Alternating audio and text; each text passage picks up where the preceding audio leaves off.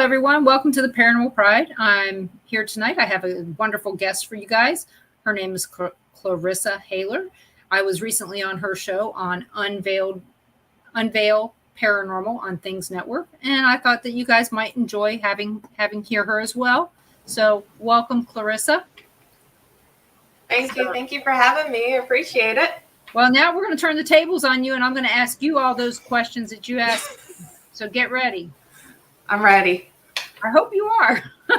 So, how did you get involved in the paranormal? Well, my story did start obviously years ago, but I really didn't dive into the field, as I call it, until about 2015. So back in 2015, personally, I was going through a lot, and I kind of go back and forth on mediumship and psychics and stuff like that prior to this. But 2015, I was online and I was looking into getting readings and all that. And I've always been a very intuitive person. I knew I was like kind of a sensitive in some way for. And I decided back in 2015 to join those groups, and I offered my first online reading as a medium, not having any experience at all.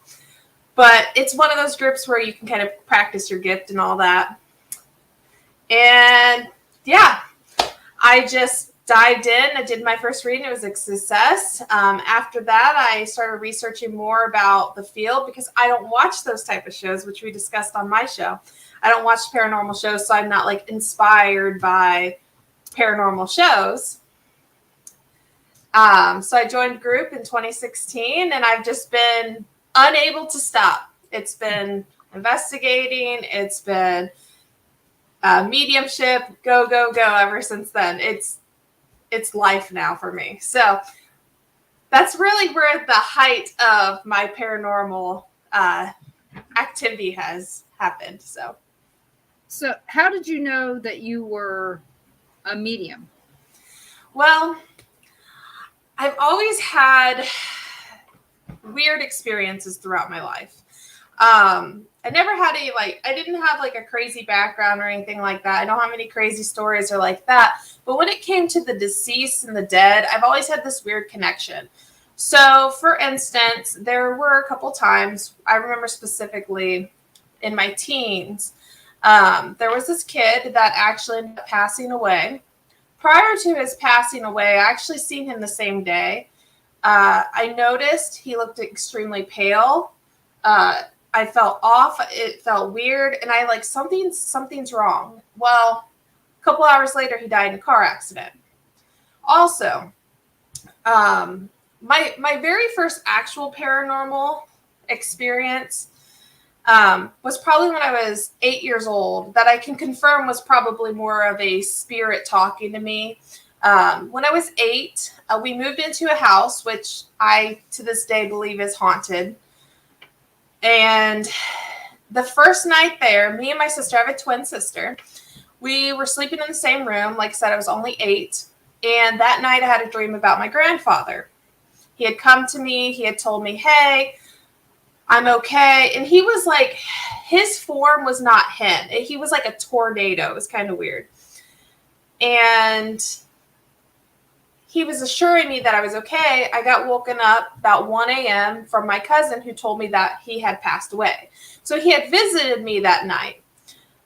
So when I was going through all of the life changes I had going on back in 2015, I was also kind of trying to figure out my religious and spiritual side. I didn't grow up in a religious family. We only went to church when our grandparents went to church when we stayed the night at their house. We were never forced in any type of religion, never forced into believing God, spirit, any of that stuff.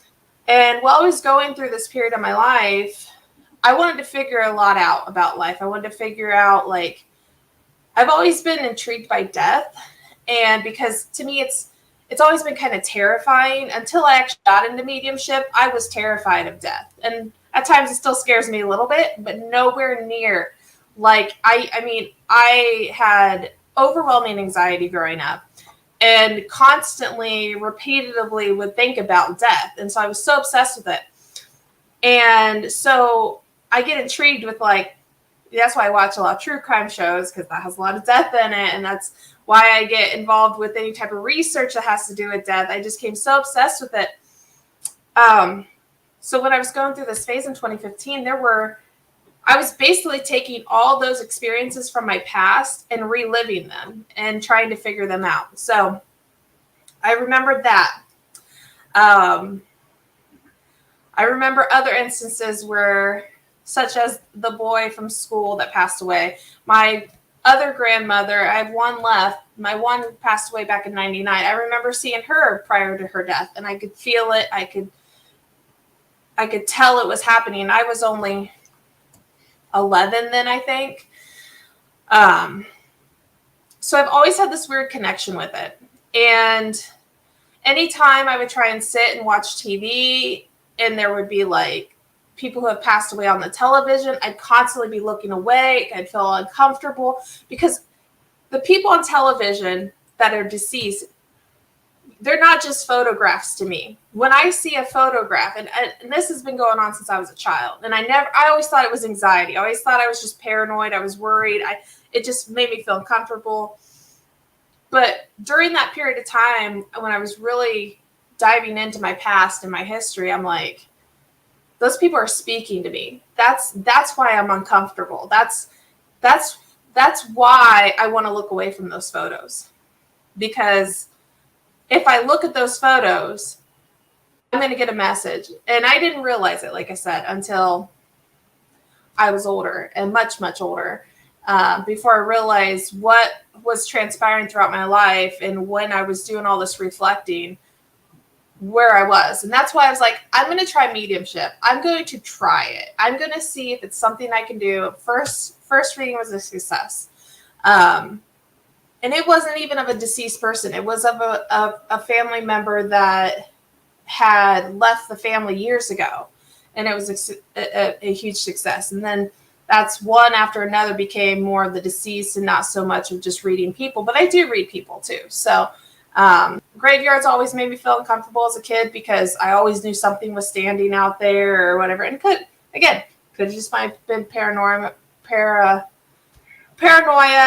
or anxiety, but I felt really exploring this part of my life has really got me into mediumship. So sorry. It's okay. A cat was starting to puke on my bed. Oh no. And Ron was gone from, okay, she stopped. Nope. Now she's going to puke on toys. It's like, oh no. So yeah, I know that's a lot of information to where I got. It always is, so. You know. Mm-hmm. I've never felt uncomfortable in a graveyard ever. And I think a lot of that is because we used to have picnics at the graveyard. Oh, really? Okay. That's how it was. I mean, we would go and spend Sunday or whatever day it was. We were near the graveyard. We would go there and we would have lunch with our family, dead or alive. Wow. And it was always fine with me. It was like, okay. So, and I know people think that's weird, but that's the way it used to be back in the old days. Back in the early 1900s, people would go, and that's why there's picnic tables at a lot of these parks. Keep an eye on her. She was trying to throw up. Wow. So, and Susan says hi, Ron. Oh, hey, Susan. So, Gary. But yeah, it's actually a normal kind of thing to do, especially in the South. So, I think in the North too, but it is what it is. So, and then, so when did you decide to start a paranormal team? You said when you started paranormal. How many people are on your paranormal team? Well, Unveil Paranormal is not an actual team. It's really a platform for me. It used to be Medium Empath Clarissa. I used to use it strictly for just mediumship. However, I decided I wanted to do, I'm not doing just mediumship. I'm also a paranormal investigator. So I decided I really wanted to go ahead and make it more broad. Plus, I'm really interested in learning more about other fields such as the aliens, UFOs, cryptids, all that stuff. So I wanted to make it more broader. So I actually changed the name to Unveil Paranormal, and that ended up being my platform, along with the platform for the show that I host every Friday night. That's what I use is Unveil Paranormal. So I'm actually technically a team member to Things, the Hoosier, Indiana, Jeremy York's team. Right. I'm actually a team member to him as one of the mediums on the team, although I do also take the gadgets too when we do go investigate. So It's not just me, myself, and my gift. It is me and gadgets, because there is one other medium at the time on the team, so he kind of just has us both work together. I joined Things actually last fall. I was very hesitant. I had been on other teams in the past, but I'm always really skeptical about joining teams because I do like to do my own thing. I like to be available to help where I can.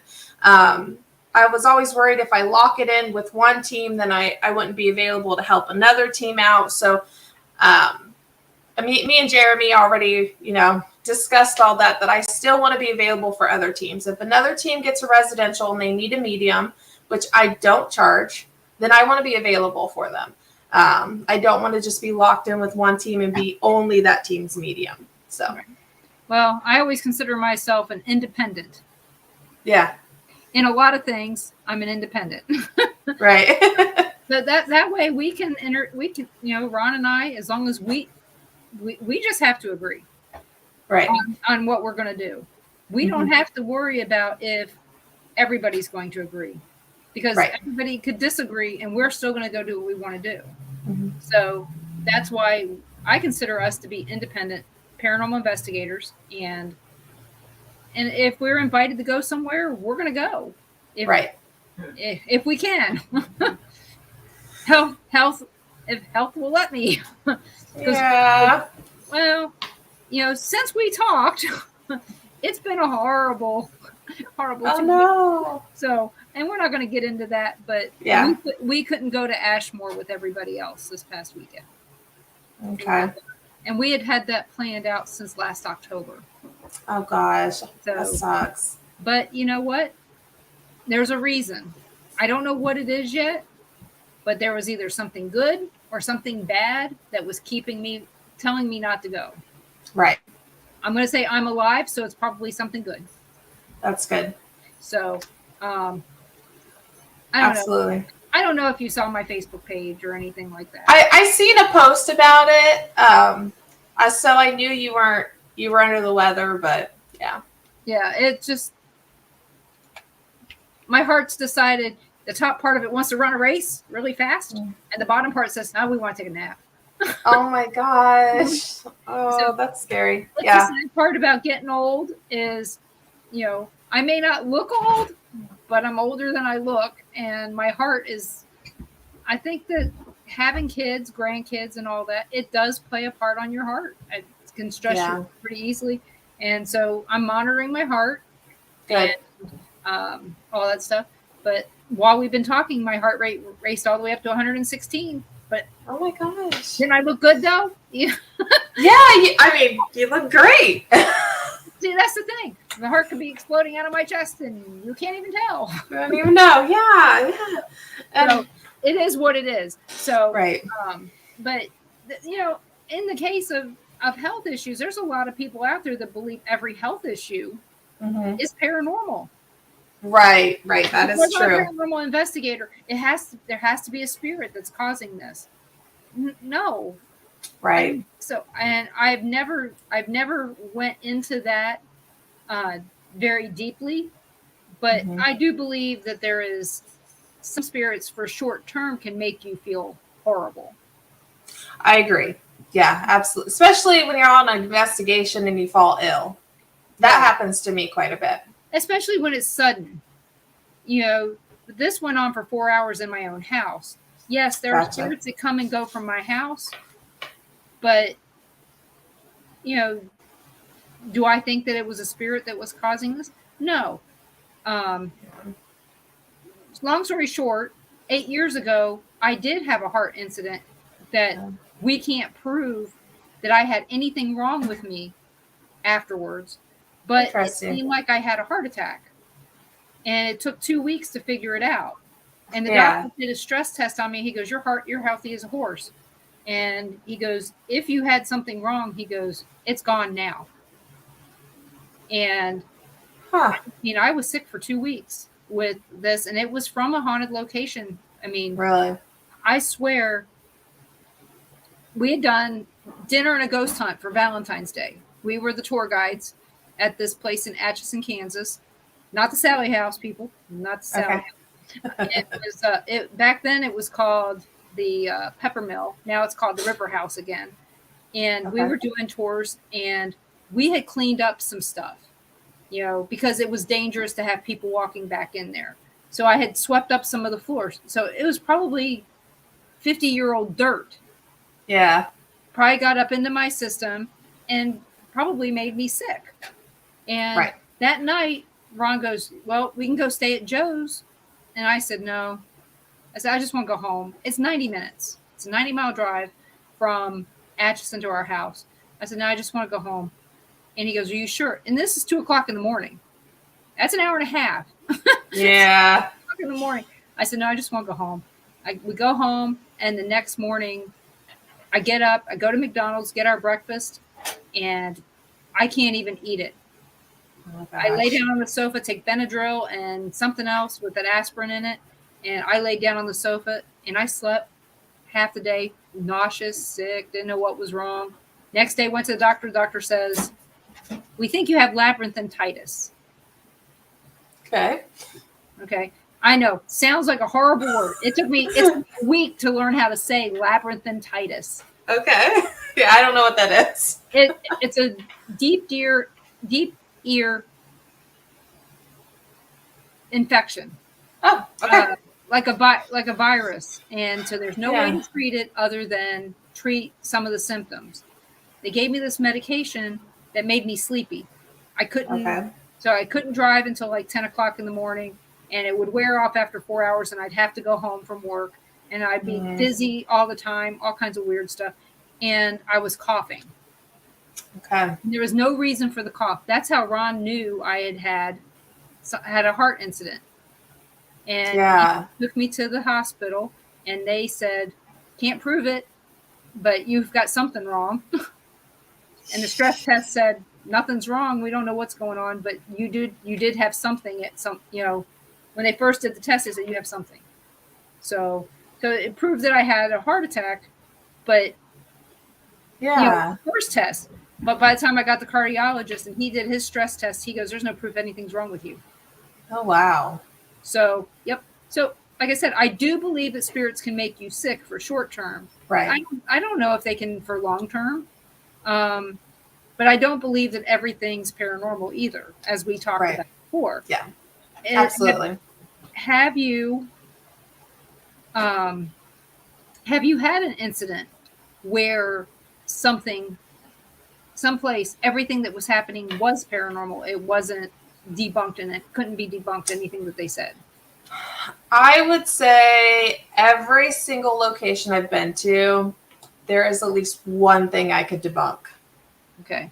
I would say that there's never been an instance where I walked in, and even paid venues, I call them, or a residential, there's always been something that seems to be debunked, whether it be because of high EMF, or because of the person's state of mind, or because of drug activity. Those are things that you have to consider, especially with residentials. Or it'd be simply because of a window and the way the shadows are facing, going past. A car could be going past. It's really easy to debunk some things. There's been times where it's been hard to debunk things, but I can confidently say there's never been a location I've gone to and I could say everything I've experienced or everything the client's experience is paranormal. That's good. Have you? Okay, we're gonna go to this place. It's a deep, dark place. Okay. Have you witnessed any demonic activity? I would say confidently no. Okay. I don't feel like I've really even witnessed a true possession. I've witnessed people claiming they were possessed while we're at an activity or while we're at a location. And I mean, maybe I'm just basing it not off of just what I'm seeing, but I'm also basing it off of what I'm feeling. I consider myself an empath, and I almost feel as if somebody was actually possessed or there was a demonic entity. I'm confident enough in what I do that I would feel like I think I would feel something, you know. I could be wrong. Perhaps it's possible without me or anybody else that's there during the situation to feel anything. But, you know, everybody, there's probably times where there's people they have a mood change or something like that. And I get mood changes too when I'm at an investigation. And it's from the environment. But to me, it's not a possession because I know that my mood's changing because of the situation, because of a spirit, whatever. They may not identify it as that. They may identify it as my mood's changing. I'm possessed. You know, this is what it is. But I know the difference. So I think if it was a possession, I wouldn't have any recollection of it. I wouldn't have any memory of it. But I have seen other people who their attitude change, stuff like that, so quick and then so quick back that I don't know. I'm not confident that I've seen an actual possession in person or a demonic situation in person. I have to agree on the possession part. I would think that there would be some time loss. Right. Whether Absolutely. they remember it or not, there would at least be time loss because every possession that I've read about, they're present for part of it. They're not present for all of it. And are they truly present? No, but they know what's going on because it's their body and they can see it from the inside out. But they don't see it all. And just because your mood changes does not mean you're possessed. Right. It could be that they got a message just before the show that was irritating them. And they're thinking about that. I mean, things like that, it happens. I mean, somebody could go to the bathroom, get a message, you don't know it, and their entire everything that how they were acting before is totally different. Their husband could have sent them, I'm screwing around on you. Right. Yeah. Change the entire environment, isn't it? Right. So I don't think people realize what stuff is going on in the background of when we're doing an investigation, what is truly happening. And that it's not up to us to pay attention to every single person that's at an investigation to make sure that they're not being possessed. But I think that you're going to see a radical change in their complete demeanor. You're not going to recognize the person that you recognized 10 minutes ago. Right. And I actually have heard that you can see it in their face because their face actually looks different when they're possessed. Yeah, that's what I heard too. It changes. Which, speaking of possessions, that actually reminds me of a story from when I was a child. So the house that I was talking about earlier, let's call it Cherry Street because that's the street it was on, that I believed highly was haunted. Back in 94, I think I talked about this on the show. The gentleman had committed suicide at the house, and then we bought the house in 95. So there was all sorts of weird activity there. But there was one instance, and I was just talking about this a couple weeks ago with a friend, where I was probably 9-10 years old, and I was sitting on my bed, and I was looking towards the door about midnight. And then I looked at the clock, and it was 4 a.m. I have no idea what happened with that 4 hours. All I remember is being midnight and then 4 a.m. I was still in the same spot. I hadn't moved. And I thought, well, maybe I just fell asleep. Maybe I just fell asleep sitting up, staring at the door. I don't know. That's one of the weirdest things that have ever happened to me that I wish I had an explanation for. Maybe it wasn't maybe it wasn't like a possession. Maybe it was like a I don't know, like do you believe like people can kind of go out of, well, yeah, like out of body or something, you know, something happened, but all I remember specific, because I was 9, 10 years old. I don't know what's going on, you know? Well, And I mean, you don't have any memory of that 4 hours. no, So It was like- it wouldn't have been an out of body because Right. you would remember that. right, that would make sense. And what it could be was that not that you were possessed, but that you maybe your mind just decided it wanted to go blank. Maybe there was something that was For happening 4 hours. that something happened that was just too much for you to handle, and you just blacked it out. That could be. I mean, you were 10. Right. I mean, all your parents have to do is say you're not having mac and cheese for dinner tonight. And you have, I know, end of the world, right? I mean, when you're 10, the end of the world comes every 5 minutes. So, I mean, the thing is you don't know. And, you know, Right. nowadays, if something happens, we've got, you know, if you're an investigation and you zone out for a little while, there's probably going to be video evidence from somebody that's going, Right. you weren't asleep. But when you were 10, there was no video evidence to prove that you didn't fall asleep. And you could just have memory loss because you were 10. Right. You know, things happen. And so, Right. and was it paranormal? Maybe you were abducted and you don't know. I mean, That would be kind of crazy. Yeah. but again, no video evidence. Nobody can't prove knows. Yeah. I can't prove it. it. Right. So Yeah. just gonna But smile and go on. I mean, like I said, it's one of those situations that happened to me years ago that I didn't really think much of until I started getting into this. Because you know, at that house, we always would have radios turned on, TVs would turn on. My sister, I swear, my sister was pushed down the stairs twice. And back then, I was just scared of the house, didn't want to be left alone in the dark there, and that was that. I never really thought of it as being. Well, see, there you go. It was end of the world every day that you lived in that house, and it just could have been just too much for you, and you just zoned out, and that was it. Right, that could have been absolutely. So, like I said, there's so many things that are paranormal now that we know could be paranormal. I'm not saying it is. There's things now that could be paranormal that are accepted that way, right? That are not, and vice versa. So, right. You know, again, one of the descriptions, everybody's heard me say this. One of the descriptions I give is there's buzzing in the wall. They think that they've got something in the wall that's causing it, that's not normal, and it's a beehive. You know, right. They're scratching in the wall. Well, they have mice, and right. Until you rule that out, you can't go. Got demons in the walls. Right. Like, then why don't they come out of the wall? Tell me why the demon stays in the wall and doesn't come out. Come on, tell me.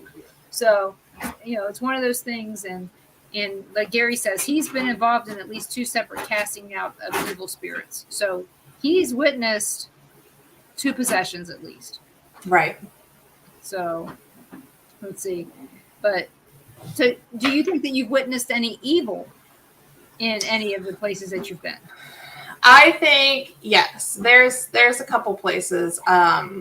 There's been evil that I believe to be human spirit evil, meaning that they were typically people don't change in death from life, in my opinion. So the evil kind of goes over it. But there's also been spirits where I can't explain that they're human. Usually I can identify if they're more masculine or feminine. If it's, and I tend to like to use masculine and feminine as description other than male and female, just because it kind of gives people more of a sense of what I'm feeling. Because to me, the two feel different, because I've met male spirits who were more feminine and vice versa. Oh yeah. And so I tend to like to use those. So when I'm doing like readings and stuff, I'm like, I'm going to say masculine. I'm not going to say male. This is what I'm feeling is the energy is more masculine. But there's been spirits that I could not identify as actually human that I felt was evil. None again that I really felt was demonic. I believe there's a variety of spirits out there, a variety. I don't think it's just humans, demons, angels. There's a mass amount of different spirits out there. So one of the questions I'm getting from Carl, he asks, have you seen evil spirits come with people to investigations? Not necessarily that the place is evil, but something that's coming with somebody from outside. Such as, I can give you an example. There is nothing evil at the McPike Mansion, but they said they witnessed a demon. And is it because somebody pulled one out of their pocket? Right. Was it somebody that was attached to this person? So that would be one of the things that, I don't know. What do you think? I would say absolutely. I have absolutely met. Now, I think we might have discussed this on my show. I studied psychology in college. So just because somebody's a little off does not mean it's I kind of take what my knowledge and blend it in with the spirit world, okay? So just because somebody's off does not mean it's their demons. You know what I mean? It's literally not a spirit, okay? So I always try to separate the two because I consider myself an empath. So I try to feel the person and their emotions and their mindset and all that stuff. I kind of get in their brain, But I have felt where I've looked at another person and I could tell like there was something negative around them. Sometimes it is a spirit. Sometimes it is simply their energy. To me, an aura, an energy is different from an actual spirit standing there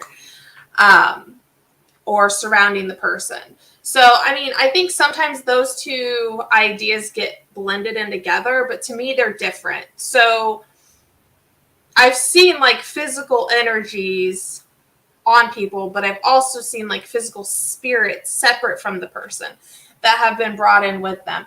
And instantly, usually when I meet somebody, I can instantly tell like what spirits are around them, what spirits are not around them. If I like them or not going to like them, I can feel their emotions and all that stuff, kind of where they are, state of mind. Like, it's really easy for me to like look at somebody like, I could just tell, are you okay? Like, I just want to ask them, are you okay? Because even if they're happy, bubbly, whatever, I just feel like something's wrong. So yes, absolutely. I have met people, even at investigations, at other public events, that they've had attachments to them that were negative. Absolutely. I have a tendency to feel more negative attachments than evil attachments. Right. Because I just think that's much more common. Right. There are evil people, there are evil things, but I think there's just much more negative things out there. One of the questions that I would have for you is during the shutdowns, during the pandemic, which of course they're trying to make us go back to that, but that's a whole different thing. During all that, when all the places were shut down, did you feel like there was more paranormal activity in homes than there was before, or just more noticed paranormal activity in homes than before? During the pandemic, I had quite a few residentials reach out to me. I think there was a lot of paranoia in the world at the time, which doesn't help. On top of people, when you're sitting in your house all day and you're starting to notice, like, there's banging in the wall, the floor's creaking, like, you starting to notice the little things about your house that you don't notice because, we go to work, we come home, we make dinner, we go to bed, we have the TV on, we have the phones on, we're playing with the phones, whatever. We're distracted. 99% of the time, we're distracted. But when you're stuck at home, you get tired of watching all the same shows. And then you're like, well, what do I do now? And you're sitting there and you're looking around, you hear a noise and you're like, you start to get, plus with all the chaos of the world at the time, paranoia is high and all that stuff. And it seemed like there was a lot of activity going on. Now, I fully believe that the world itself, the dynamic of the world itself was shifting during that time, but I don't think it was shifting to where it was causing more paranormal activity within these people's homes. I do think it's just people are noticing more of their house. Their pipes are tapping, their floors are creaking. I really don't think that the paranormal activity itself is what was increasing. I just feel like the atmosphere energy was adjusting itself. And it just, I'm not gonna lie, I loved quarantine. I did personally, because I'm a homebody, so it did not bother me at all. I work from home, so nothing changed. Right. That's why I asked the question. Right. Was there more paranormal activity, or was it just more, hey, I'm noticing It was this? more, yeah, I think people were just noticing. And so then when you go now that everything's opened back up and people are going back into paranormal locations, are the paranormal locations more active than they were before? Because, oh my God, I missed you people. Do you think that happened? And I took quite a break from investigating during that time because a lot of places were closed or they wouldn't allow public events. Went to Iowa.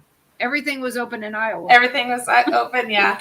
Well, I'm in Indiana, and they didn't close for very long either. So and you had to drive all the way through Illinois to get to Iowa. So I know, it's a long drive, but I haven't really noticed from the locations I was at previously to locations I've gone back to since then. I haven't noticed much change. I haven't personally. So we have a question here from Gary. He asks, has Clarissa investigated cemeteries, and what do you find? So, Gary, cemeteries are hit and miss with me. So there's times I've gone to cemeteries and I've done like walkthroughs. Like if you ever check out my page, I will do like a cemetery walk. Usually it's during the day. I just go up there and I just walk. And I find it very calming. Very safe. It's very different from when I was a kid. When I was a kid, oh my gosh, I would look away. I believe in the whole holding my breath when you pass a cemetery full-heartedly. Our kids did that.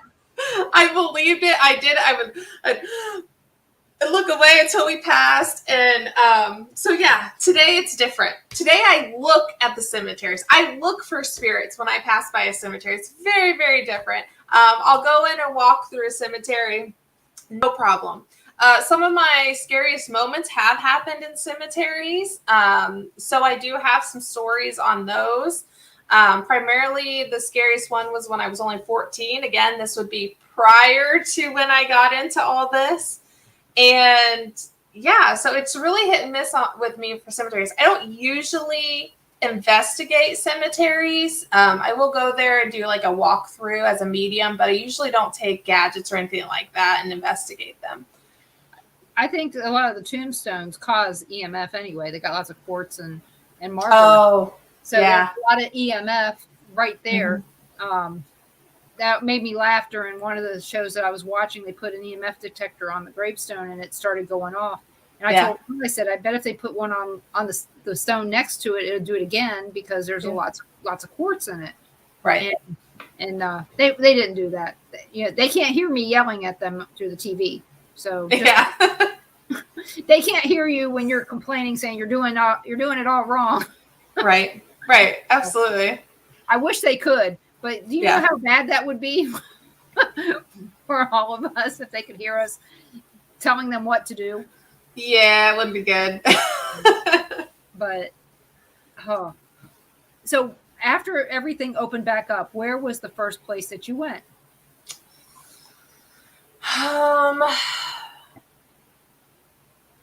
Well, back in 2020, I think the first place I actually went, the first place I went to was actually a Paracon in October. But after the month later, I went to Tennessee, and I went to Old South Pittsburgh. Yes. So it was the weekend of Thanksgiving. Me and a group of friends went down there. It was awesome, by the way, in the fall in Tennessee, because we don't have mountains and stuff where I'm at. I'm in northern Indiana. And it was beautiful down there. So we went to Old South Pittsburgh. Yeah, absolutely. So I went to Old South Pittsburgh that weekend, spent the whole weekend down there, and it was awesome. I really enjoyed Old South Pittsburgh. The only scary part for me was the long hallway. I think they call it the shadow hallway, if I remember right. Okay, so why does every place have one of those? All these big places, because Malvern has one, and now this place has one, and yeah, why is that? Like a certain specific spot that's kind of scary, well, or a long hallway. We call it the shadow hallway because there's a shadow man in the hallway, right? And so I mean, when they say that, it's like, okay, so are we having like a dimensional lap over all these haunted locations, or are they, similar? Mm-hmm. It starts making you wonder, is this, I want it to be like Shadow Man hallway at Malvern, or I want it to be like Shadow Man hallway at OSPH. What do you want? So yeah, when I go to locations, I prefer not to know anything. I prefer not to take the tours, any of that. But the problem is when you go with a group of people, everybody wants to talk. So I go with this group, and even if I don't take the tour, as soon as they get back from the tour, they're still talking about it. Mm-hmm. They talk about what they experienced during the tour. They talk about the stories. They're still asking questions to the tour guide. I wish that they would just go, these are the hot spots, and I'll give you the tour afterwards and tell you. I really wish that they would do that. Check out these places, and then we'll talk tomorrow morning when it's time for you to leave. That would be cool, yes. And that never happens because they always leave you. Like most places I go to, they just leave you there overnight, and they're like, lock up when you're done. But maybe that's an Indiana thing, No, that is everywhere. That's everywhere. Yeah, because I tend to try to go to places blind. Yeah. Even if it's a place that's been on TV 100 times, until I go there, all that's just hearsay. Right. And I don't care, what they're saying about it, because I'm going to go have my own experiences, and I'm going to go, I'm doing this the whole time. I don't hear anything until I see it.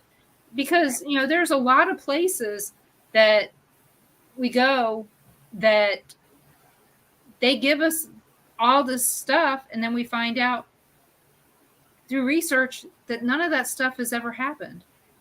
So I get to the point where I just don't listen to the tours and what they say on TV, because I know it could all be wrong.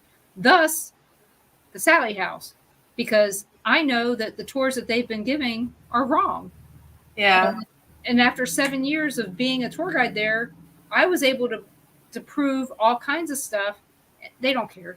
And they never will, because this is how they're making money, is on people coming there and believing whatever story it is that was told.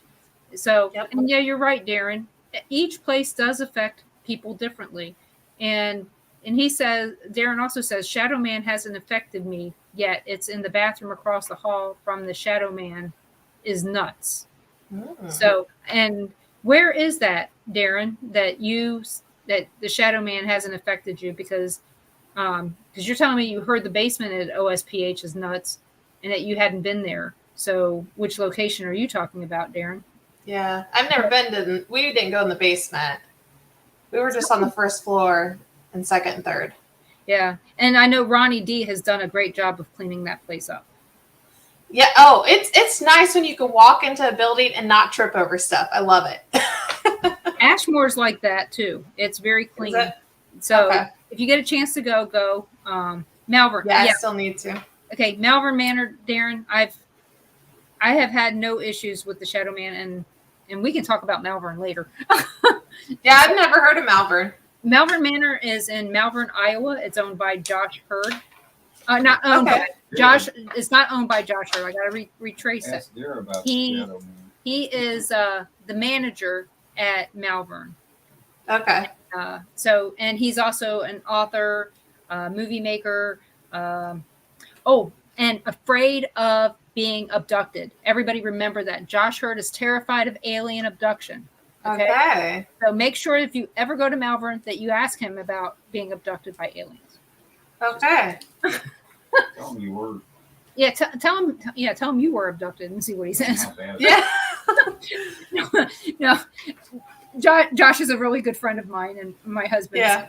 And so, and here's there's Paranormal Cat number 1 tonight. I see. Yeah, they only come on Mondays and Tuesdays. So, and Darren, I'd love to reach out to talk to you and find out more about that. So, and everyone, if you're listening, and you have questions, please ask. I'm more than willing to ask your questions. Because I'm an open book, so ask me whatever. She's an open book, and she's also got a glossary. She can explain what she's talking about too. So, so what? Damn it! I don't want her butt to be in the picture. I'm so sorry. It's okay. So you said you want to get more into cryptids and alien stuff. Yeah, I would absolutely love to learn more of that. So what part of the cryptid stuff that would you like to know more about? I mean, I'm not going to teach you because I don't know. Right. So to me, I love good documentaries. So I want to know facts. I want to know the real stories. I want to know the science behind it, the probability of it being true or not. I want to hear people's real life stories that they say that they had experience with Bigfoot, with New Jersey Devil, through whatever. Dogman, that's a big one around here. I want to hear their real stories, and then I want to I like the research side of things too. So I kind of want to know, like, what's the probability of it actually happening? Is there actual evidence? There's actual truth behind it to where we can prove that, yes, there was, because I don't follow a lot of cryptid stuff. I mainly stick with just ghosts and spirits, but is there actual proof? Like, is there actually Bigfoot feet? Like, what interests me the most about it is how it's such a mystery. Aliens, well, although they've kind of came public about aliens, but aliens and cryptids, I almost feel like the world is so populated at this time, it would be hard to hide a Bigfoot just walking through the woods. You know what I mean? I kind of feel like there should be more tangible evidence there. Yes. So Darren, when you say you think Bigfoot is another form of an alien, I've been saying that since 1973. And I don't look that old, but when they came out with the Bigfoot stuff on the news way back in the 1970s, I said that, and everybody pointed and laughed at me. Look at that dumb little 7-year-old. Okay. So I've been saying that probably longer than anybody that we know, because it was thought of as being stupid back then. Is Bigfoot interdimensional? That we can only see him at certain times when our worlds are overlapped at that point. I don't know. And I'm going to be having on some Bigfoot people. Is it safe to go in the woods? Tell me, is it safe for me to go out there? Is Bigfoot going to come and get me? Is Bigfoot dangerous? Right. Or is he gentle? Right. Because if you watch this show, Bigfoot is killing people in Alaska. They're chasing him with guns in Mississippi. And other places, they're sitting out there banging on trees going, Bigfoot, I left you an apple and a marble here. Come and get it. Yeah. I want to know. I mean, should I be afraid? Right. And I'll tell you, I've done tree knocks. I haven't done any hollers yet, but I have done tree knocks. But I will tell you, it was 22 degrees and it was cold. And I didn't want to leave the fire. And everybody else was ghost hunting, so I had to do something. Right. So, and Darren, I'm with you. I need more proof. Right. I joke about Bigfoot all the time, but I do like the show Expedition Bigfoot, except for the fact that when something makes a noise and they think it's something horrible and it's a bird, right? I have a problem then. And just because they've never heard that bird doesn't mean it's not a bird. Right. I have problems with that. but it's the same thing with the paranormal. If somebody can debunk it, somebody, it doesn't have to be a paranormal investigator. If it can be debunked, you need to be looking at why people are saying this can be debunked and how. And that's it. How can I prove that the Gimlin film from way back in the 70s was faked? No, but it doesn't look normal. Right. It's too, and why is every picture blurry? They're always blurry. Because they're shaking because they're terrified, or is it blurry because of the fact that they don't want it to be clear? Right. So I'll check you. I'll get with you, Darren. So and thank you for listening. And hello, Christine. So what about aliens has got you interested? Well, there's a lot of people around here. I've not personally had an experience, but there's a lot of friends I've made in this area. Now, I live near the Great Lakes, which is supposed to be an active area of UFO activity, especially over Lake Michigan. So I have friends who have claimed to me that they have seen aliens, they have seen ships, they've seen all that. But again, I need again, just like with cryptid, more tangible evidence. I just feel like there should be more out there. There should be more proof. And, I don't know a lot about investigating UFOs, cryptids, anything like that. So what are those people using to prove the existence of these, aliens, of these cryptids, and have you ever interviewed anybody who's been abducted? No. You need to do that. I would love to. I've never interviewed anybody who's been abducted. I have talked to people personally that have been abducted, because I don't know if abduction stories are truly something that need to be talked about on here. Right. Because they can be very personal. And we've been reading Travis Walton's book from when he got abducted back in the 70s. And we've watched the things when Benny and Barney Hill got abducted. And, these people, they kept to their stories their entire life. Right. And the Betty and Barney Hill, even their kid or nieces and nephews, still stand by their stories that they really, truly believed all this happened to them. So is that proof of alien abduction, or is that proof of mental illness? Yeah, that's something you have to consider too. Absolutely, is mental illness. But again, with Travis Walton, other people saw him be abducted. So it was a mass hysteria. And it was out in the middle of the woods. They were logging and stuff. Is it, there's witnesses to that. So Brad says, I have seen and have a video and photos of a UFO that I saw during a paranormal investigation in Newcastle, Indiana. So, I mean, there's a lot of like, what is that called? UFO Witness? That's on with Ben Hansen right now. Mm-hmm. That seems pretty good. To be honest. So check that out and see what you think, because I know you don't watch paranormal shows, and these are both in the area where you're like me. You don't have a lot of experience in it, but you want to know more because of what I've seen in the paranormal stuff that people said didn't exist exists. Right. Where are these things? I just have a harder. I know that we're not the only intelligent life in all the universes. I agree with that. Can't be, because if that's the case, then we're all doomed. But Bigfoot is the one where I have a little bit harder time trying to believe, like you. There's so much population, but there are places that are still unexplored. Right. And how in the hell does he get around without having a Netflix account? You've got to be bored out there. And the pandemic screwed them all up because everybody went camping. Right. That's true.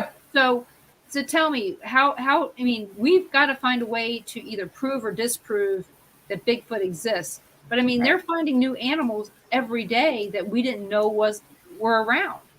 Absolutely. So I don't know. I until I see something tangible, Mm-hmm. I'm going to be on the fence about Bigfoot, but I'm not on the fence about aliens at all. I've never been abducted. I believe that the people that I've talked to that have been abducted truly believe that they were. Right. Yeah, I know that there's a possibility it was psychosis, but I don't think so because they are so clear in what they saw to the point where they drew. I don't know. They drew pictures of it or had pictures drawn from their memories of being abducted. Like I said, I don't know. I mean, I know that with psychosis we can see a lot of things that we wouldn't normally see, but I can't believe that. I just can't believe that we're it in the universe. Yeah, no, I don't believe that either. That this is the only form of any type of living creature is, what's here on Earth. Absolutely not. Right. Yeah, it can't absolutely be. not. But I will say, I have found out some things that I know for sure. I know that I do not want to be abducted by an insectoid.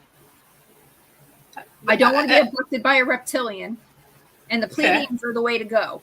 So far, that's what I know. Gotcha.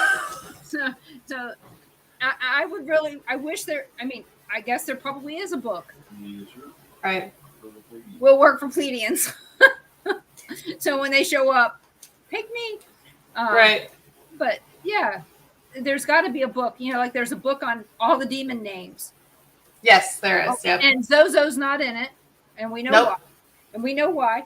But so there's the book on demons. There's a book on angels. There has got to be a book on alien types. Yeah. I bet there is. What are the alien species? So that we know, good, bad. And so if we see this come off, if we see a roach walk off of a plane, off of a spaceship, it looks like Edgar, we know to run. Right. And anybody who knows what I'm talking about, that's Men in Black. I loved Men in Black, and Edgar is one of my favorite characters on there.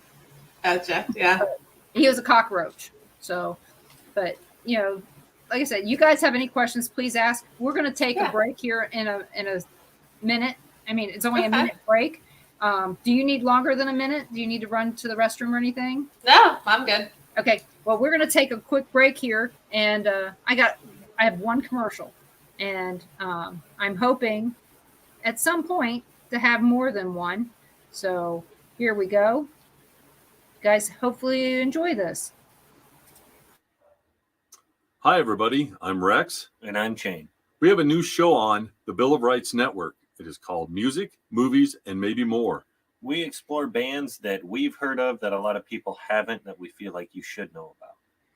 And we do the same with movies. There's a lot of movies out there that we know about that other people should know about as well.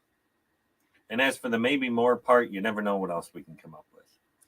So, on the Bill of Rights Network, every Saturday night, live at 7 p.m. Central Time, Music, Movies, and Maybe More will be on. Thank you for listening, and I hope to see you there. Now we'll return you back to Paranormal Pride and Denise Pridemore.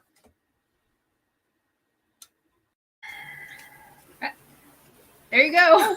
Awesome. I love that. I've never seen somebody do that on their show. That's so cool. Well, I was on regular radio, basically. Yeah. And we did breaks at 23 past the hour, or 20 past the hour, 43 past the hour, on top of the hour. And I liked having a break.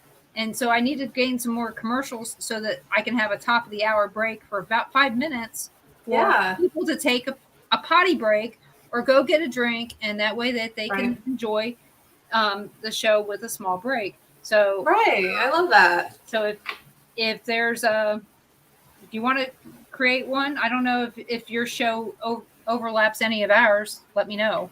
If it does, then No, my show's only an hour long, anyways.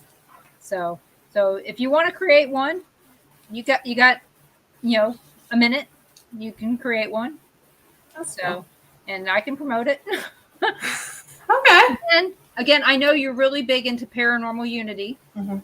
and I know Yes. that you are not giving it lip service like some others do. Giving it lip service. What do you mean exactly? Just saying it and not acting it. Yeah. So that's Well, you're friends with me on Facebook, so you can see I'm very opinionated about a lot of this stuff. you want to know what? A lot of people didn't know how opinionated I was until the last year. Okay, gotcha. So, in 7 years of doing this show, yeah, I had some very definite opinions that I would share, but 9 times out of 10, this show is about you, not me. So on the other show that I'm on, I do make it a little bit more about what my opinion is. Right. So, All about- but yeah, like Ron said, it's all about me. In fact, that's going to be the next name of my next show. Is going to be all about me. Nice. I'm kidding. So when you do your very first alien watch, where do you think you're going to do it? Oh man, I'll probably the countryside. I'll probably just go out in the country, and because I'm in a small town, so I would just sit out in the countryside. That or one of the local lakes, because the lakes seem to be either way up north, Michigan Lake, or we have several lakes in northern Indiana, because those seem to be the hot spots. So I don't know if there's a thing. Is it because of the energy from the water or what it is? But Maybe they're hiding in the water. Maybe they're USOs. could be. So there is a very nice lake down off of Interstate 64 that we like. Actually, it's north of 64, north of Jasper. I forgot what it's called, but they got a lot of houseboats that you can rent on there. Oh, okay.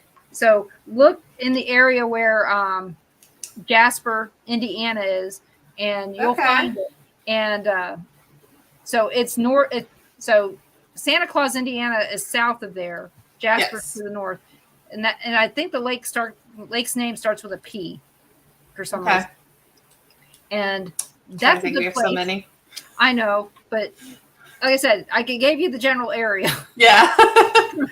And I'm writing all this down. I'm writing about Malvern and everything, because last time we talked, you taught me about all sorts of different places I've never heard of. So. Oh, there's a ton. I mean, you got to go to Malvern. Yeah, if you get a chance to go to Malvern, you can do that, and then take a bunch of people too. Take a bunch of people. It's 10,000 square feet. Oh wow! Okay. So you've got lots of space, and you can sleep on site. Awesome! I love that. No beds. We set tents up inside, so that we have our own little rooms. Yeah. And it's usually cold when we go. They do have air conditioning, and they do have heat. Okay.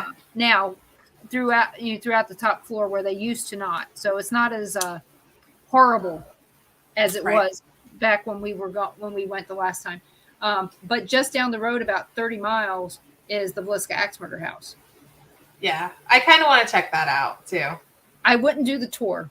I'm not saying I mean, they have a tour for $10 cash. Keep that in mind. Okay. $10 cash, and they're only about 20 minutes long now. It used to be when you would go and you could spend half the from 1 until 4. You could spend the whole time in there, and now you can't.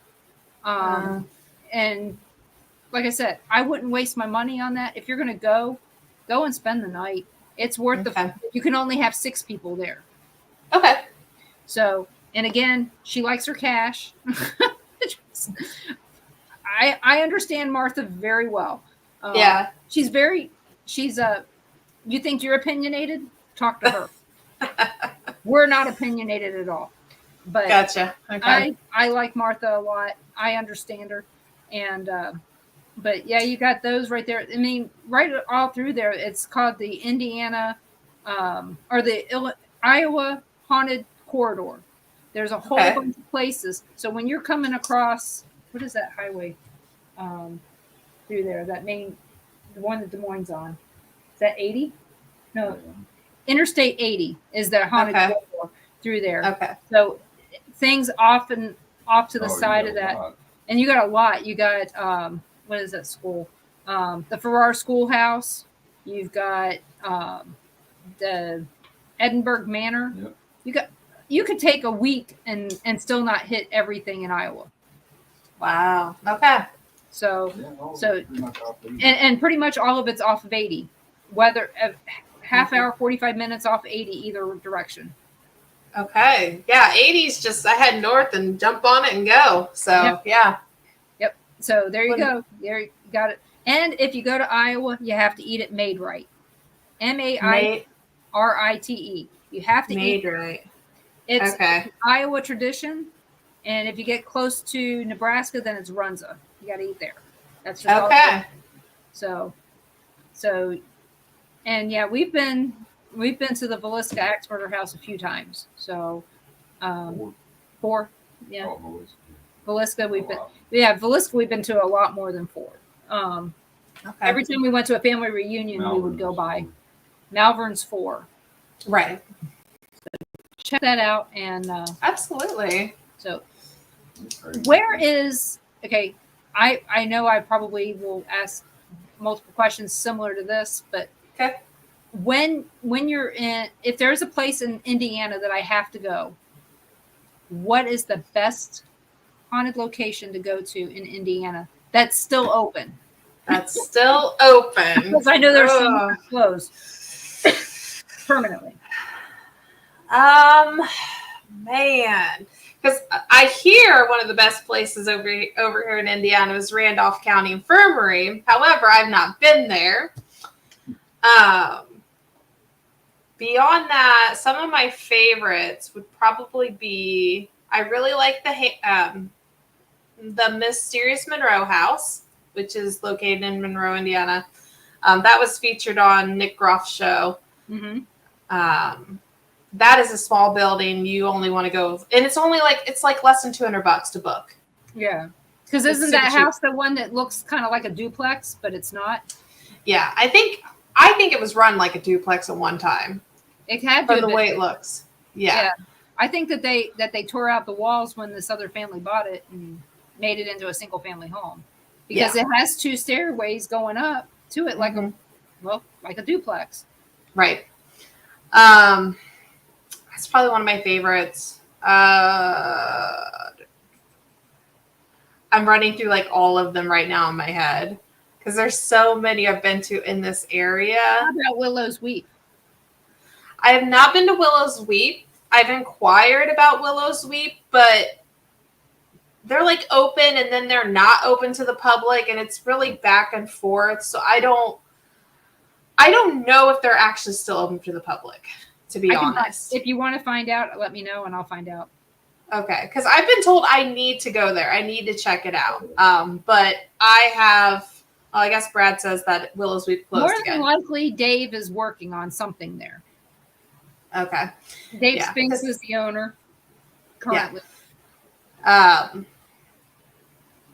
typically wouldn't promote the Bell Mansion. However, that building is new in Fort Wayne, and it is a beautiful building to check out. Mhm.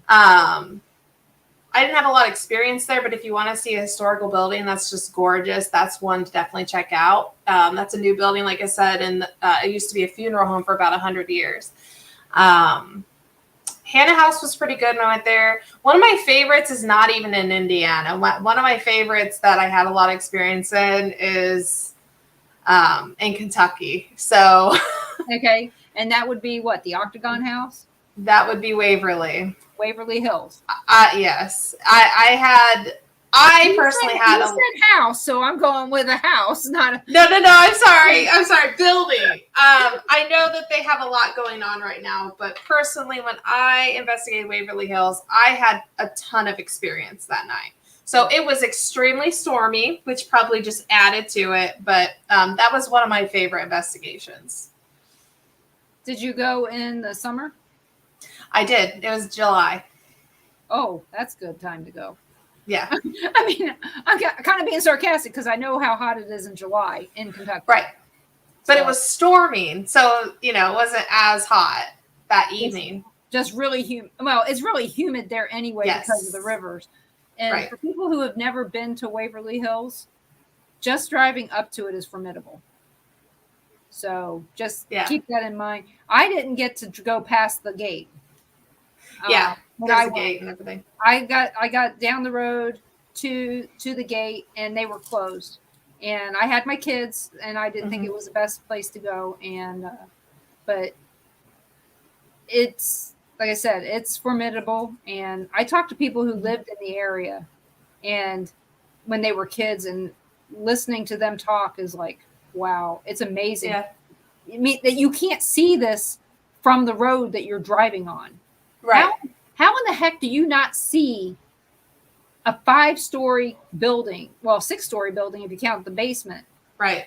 that is exposed? How does this happen that you don't see this huge building in this neighborhood?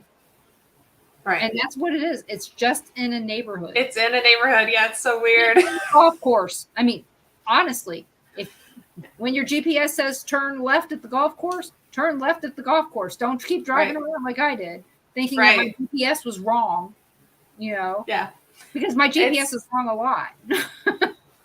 Yeah, you would think it would be like outside of Louisville or like country. No, it's in a neighborhood. Yeah, and it's hidden. I mean, all those trees hide it, and it's like I said, it is just very strange when it comes right down to it that you can't see this, Right. but yet the people who lived in the neighborhood could hear the people. They could hear them yelling and screaming over there, and they couldn't really. They go, we really couldn't see the building either. So I don't know. I don't know if it's in a crater or if the trees were just so high that they couldn't see over them even back then. I don't know, but I have way too much experience in Kentucky. Period. Really? Gotcha. Well, Kentucky is 2 different states. Okay. I hate to say this, but once you get past Winchester, going east, it's a different. Okay. It's totally different than it is to the west. Okay. And why I don't know, and maybe even the south might even be more closely aligned to the east. But it is weird when you're in Kentucky because you will see a marked difference between not agriculture, but the people and their buildings compared to the eastern part. And Gotcha. and this is from experience because my mom lived in eastern Kentucky for over 30 years before she died. So I was going there all the time. Every year I would go with the kids. So so Waverly's your favorite. Mm-hmm. Is there a place that you will never go back to?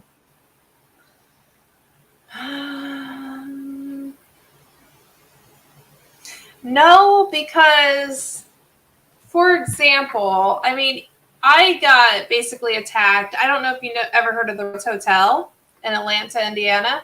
I have heard of the Rhodes Hotel. Yes. And I got attacked there. I think I got attacked. Okay. In my opinion, I got attacked. My perspective, felt really ill, all that stuff. And all I wanted to do was go back to basically confront what had happened. So I honestly have not been scared from going somewhere else. There's been other places where I've had similar situations, and all I've ever wanted to do was go back. It makes me want to go back more. When I'm at a location, I don't chase after the scary stuff. But if I have something occur, I want to know why it occurred, and I want to go back and kind of see, like, is it going to happen again? Is it not going to happen again? Which when I went back to the Rhodes Hotel, it didn't happen again. I didn't have that situation. I didn't have that happen. I actually slept there that night, and nothing like that had occurred. So, if anything, it makes me want to go back more. Oh, I there's no place that I won't go back to. So some places won't let me go back. Oh no, it's a whole different problem. So, right. Have you ever had that feeling like something was trying to keep you from going somewhere? I've had sometimes before I do an investigation either at a paid venue or a residential, I suffer from nightmares the night before. And a lot of times I have felt, it's usually a residential that I'm about to go to. I usually feel it's related to the investigation, to where I'm going next, because I believe strongly in my dreams. I really do. I have such vivid dreams. There's no way I can ignore them. And there's been times where I felt almost as if I was being warned not to go. There's been times where I would get sick prior to an investigation, and then I wouldn't go. And it'd be like sick out of nowhere. So and then when you decided that you weren't going, did it clear up right away? A couple hours later, yeah. Usually, yeah. Now there's been times I've gone to a location and I felt like I didn't want to leave. I felt so drawn to that place that I'm like, I don't want to go. But I knew in my mind I have to, because you have to separate like that feeling from what you need to be doing, what you not need to be doing. So I just felt so attracted to a building that I just don't want to leave. So Brad, was thinking that you had a nightmare before you went to the Davies house. Yeah, so that day, that was one of the days where I decided to take a nap, because I'm not a morning person, but I'm a day shifter. So if I'm going to do a late night investigation, I'll usually take a nap. And that was one of those times where I took a nap, and I woke up so beat up and not feeling well, like literally physically feeling like I was beat up in my sleep. And the dreams was so vivid, and I ended up canceling on them. Yeah. So you're kind of like me. I get visits if we're going to go someplace. Yeah. No, it's strange. Only one time have I gotten spirit visits at a place we didn't go. But okay. A lot of times before we go someplace, I already know what's going to happen before we go. Like this one with Ashmore, I didn't have any spirit visits because I already knew I wasn't going because of other things. Right. Maybe the spirits figured that out. But like I said, I feel like something was keeping me from going. Yeah. And good or bad, didn't matter. But it is what it is. So you get kind of like dream premonitions. Are your dreams based on the location that you're going to, or are they just random dreams that just happen to be scary at that time? It's been both. There's been times where it would be a location, because the dream world to me is usually a very familiar place. It's very weird. I tend to, it's like a whole different world aside from this world. I'm very comfortable in most of my dreams. I know the locations I'm at in my dreams. I know where I'm at. I've been there several times before. Like I'm consistently, my environment is the same. Now, when I have a dream specifically on a location or a place that I'm investigating, usually it's not the location that's in my dream. It's a spirit that's in my dream. It's an energy. It's something that has, like, say that it's like a bad energy, and it forms in front of me in the dream as like a person. It doesn't look like a spirit. It's like a person, and this person is being like abusive or mean or something like that. And it just, I'll wake up and I'll be chased in a dream, and I'll be, usually I'm being taunted or something along them lines, that indicate to me, and then I'll wake up with a headache, and I'll wake up feeling beat up. And that's usually an indication to me that something's not right. Sometimes it's very direct on specifically what it's trying to tell me. And other times it's very indirect. So I have to take every dream and kind of figure it out myself. I don't do dream interpretations for other people typically. Right. But for me personally, I'm pretty good at figuring out what my dreams are trying to tell me, what spirit is trying to tell me, what kind of spirits were in the dream, if it was a spirit that I'm comfortable with, or if it was somebody who's came in after, like somebody that just walked in the room and just joined the dream that wasn't really welcome. I'm really good at trying to determine the difference between that and the messages that are trying to be received. So my dreams are extremely, extremely important to me. Well, I know a lot of people put a lot of stock into their dreams. That each vision is related to something. Right. For me, my dreams are very vivid, very real. Right. Except for a couple were kind of goofy. But again, I don't know. I woke up mad from some of my dreams. I was irritated as anything at at Josh Hurd. I was mad at him, and it was a couple weeks before I saw him last year, and I never got a chance to tell him why I woke up mad at him. and the thing is I know it's funny, right? I really wasn't mad at him, but damn sight I was irritated as hell when I woke up. Right. I wanted to beat the crap out of the man. And so I know a lot of people have vivid dreams. Do you keep a dream journal? I do not. I actually have a journal sitting next to my bed with the intent that I'm going to start documenting. It's been sitting there for about a year, and I have not wrote in it one time. It's because we always think we're going to remember them. I mean, I do a lot of the times remember my dreams, actually. But again, as you get older, you won't. And I don't like that. I like remembering my dreams. But I mean, it's reality.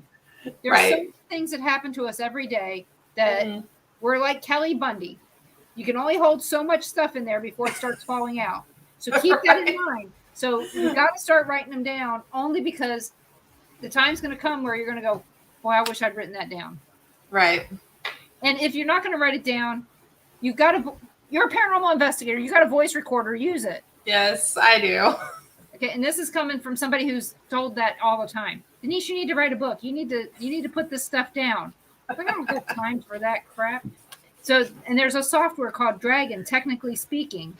You can just talk to it, and it'll type what you say. Okay. And then you can get Grammarly on top of that, and it'll fix the grammar. Nice. There you go. You got a book all written for you in AI. Oh my gosh, it would be wild if I wrote out all my dreams. People would be like, "What is going on in that brain?" Well, I suggest that to people a lot of times that have vivid dreams, only because maybe there's something in there that is a message that they need to know, that a spirit is trying to give them. And if you're not writing them down, you're missing. I mean, you're not going to get everything anyway. Right. Have you had recurring dreams? Yes. The same dream, and it goes the same way every time to a certain point? Yep. Okay.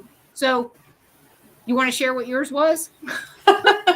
So stupid.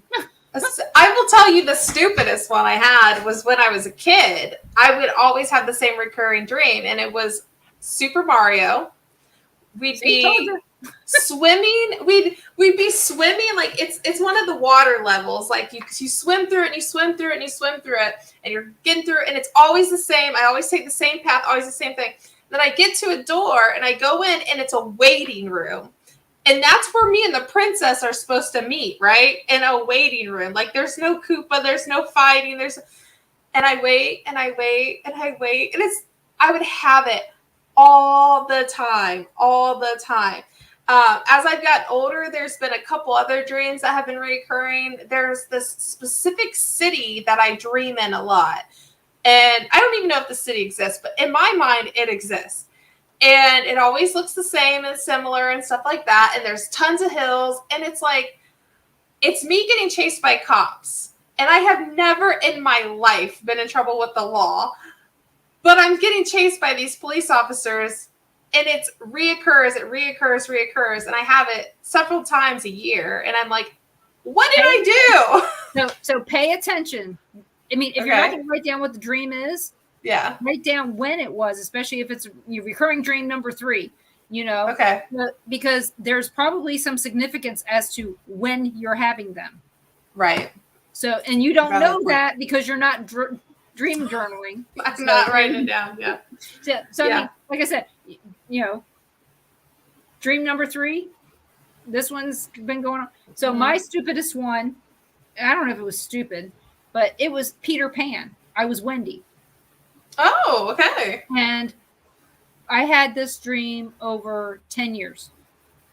So Wow, almost yeah. every night. And Wow. and every time I'd get a little further and a little further.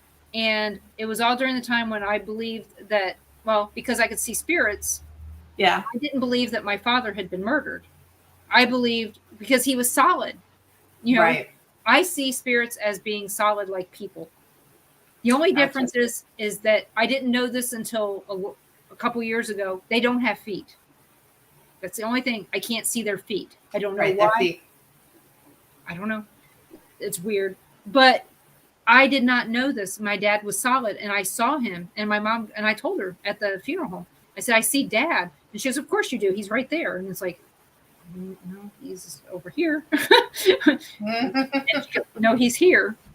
And Right. this is after she had decided that I didn't see spirits. That you can't see spirits. You're crazy.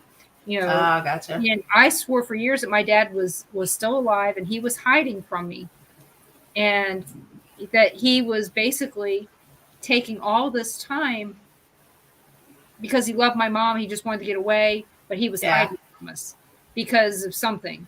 But in my 10-year-old mind, he wasn't dead. Right. But for years, like I said, I had this dream until I finally accepted that my dad had died. Right.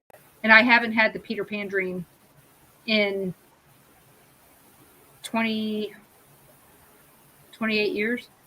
Wow. Yeah. So that's a big deal when you have the same dream every night. But I didn't know why I was having it. Yeah. But again, in Peter Pan, the kids never grow up. Right. And that was the whole thing, is there was something about I didn't want to believe that my life had changed from this stage. Right. And so, like I said, there's significance to our dreams. Do we always find out what it is? No. But and the books on dream interpretation suck because they're generalized. They are. And I think that maybe having a medium or a psychic maybe look over your dream journals might be more, and not you as a medium, but some other medium. Some other Look medium. over your stuff and see what they get, and it might make more sense to you then. True. Yeah. So welcome back, definitely. Jeremy. So Yeah. On topic of dreams, one other thing I used to have, I used to be, well, I probably still am really superstitious too, for some reason. I used to have a dream pillow. Like this was when I was a kid. So I've been paying attention to dreams for a long time. And I would have a dream pillow. And I knew if I slept on that pillow, I would have a crazy dream. do you know that could have just been subconscious too, right? Absolutely, yes. Now that I'm an educated woman, I know that. But I used to do that. I used to be like, oh my gosh, I got to use this pillow. Because if I don't use this pillow, I'm not, So it's kind of crazy. Me and dreams just have a weird connection. So Dav asks, do you feel that exposing adolescents as in 10 and under to funeral ceremonies could cause them to be more sensitive to paranormal events, or could it advance an overactive imagination? I just think that children need to be exposed to funeral ceremonies only because of the fact that it's reality. Yes. So it's interesting that they asked that. So last year my mom died. My mom did die. Passed away. My daughter was 9 at the, no, even 8. She was 8 at the time. Now I keep my paranormal stuff pretty secretive for the most part because I don't want my kids to be exposed. But I actually agree with you on that, because the thing is, when my grandfather died, when I was 8, he was the first person that I knew well that passed away. The only exposure I ever had to death was through going to church with my grandparents. That was the only time I ever heard anything about death ever. Like, to me, death wasn't really even a real thing until my grandpa passed away. Like, I just didn't believe in it. Like, Yeah, we're untouched by it until it happens to us personally. right. And I don't think that's really the best way to show a child that this is what death is, to wait until somebody important to them passes away and be like, oh, look, death is a real thing. You can never talk to this person again. Sorry.